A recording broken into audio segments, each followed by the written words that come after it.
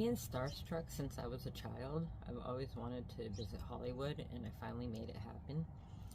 Two of my favorite actresses are actually close chums, and especially precious to me.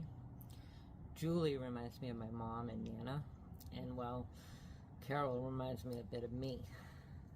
It's kind of funny because as a child I was obsessed with Annie, and I used to tell people when I grew up I wanted to be a millionaire secretary like Grace Farrell, and I ended up becoming Miss Hannigan.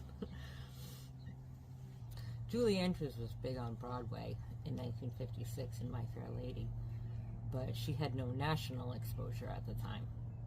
And when the film version came out, Hollywood went with Audrey Hepburn for the part, even though she couldn't even sing. It's okay though, because Julie won the Oscar and Golden Globe for Mary Poppins that year, so she got her revenge. Carol is 2 years older than Julie. They're around the same age that my parents were. They both grew up very poor. They both had divorced parents, both had careers in musical theater. Carol saw My Fair Lady, and Julie saw Carol's Once Upon a Mattress. And Julie's manager came backstage and asked Carol if she would like to get dinner with Julie. And Carol jumped at the chance, but was a little nervous because she expected a refined English lady.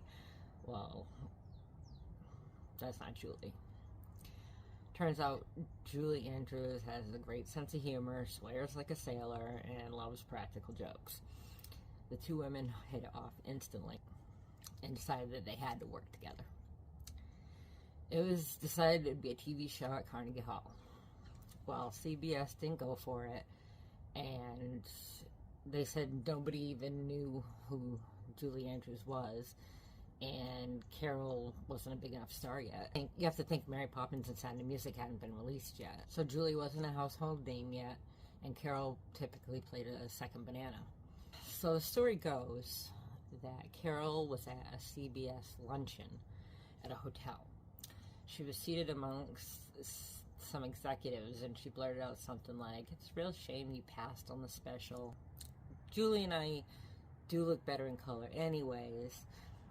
At the time, CBS's rival, NBC, was the only network in color. So the men started asking, "What do you mean? What are you talking about?" And Carol was like, "Yeah, we're going to do a special at Carnegie Hall. It's going to be pretty big.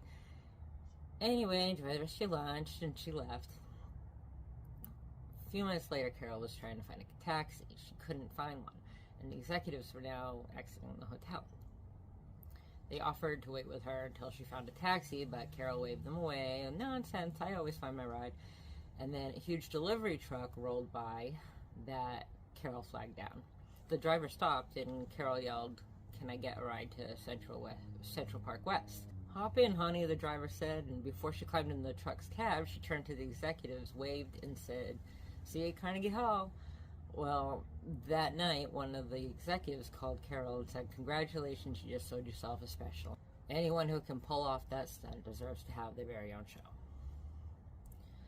The special was so successful that CBS set up a 2-month tour around the country for Julie and Carol, but Julie got pregnant and was offered to do Mary Poppins after the delivery.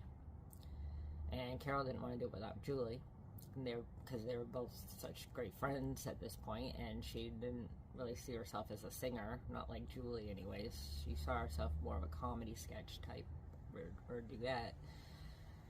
They did collaborate on a couple other occasions though, and they stayed friends all these years. Reading both their autobiographies, I find that they're both very relatable, down to earth,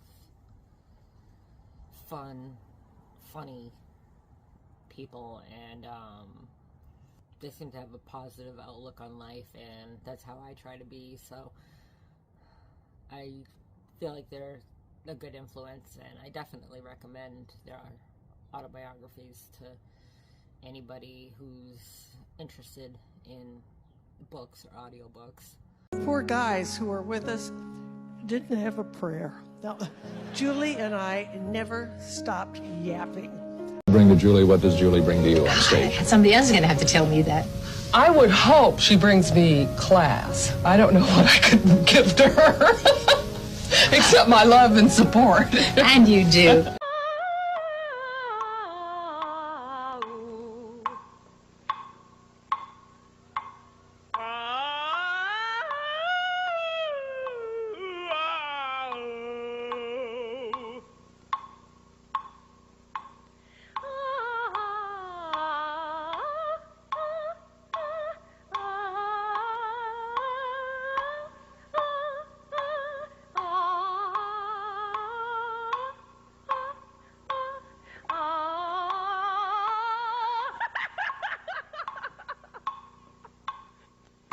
And a 1, and a 2, and a 3, and a 4, and da-dun-da-dun-dun-dun.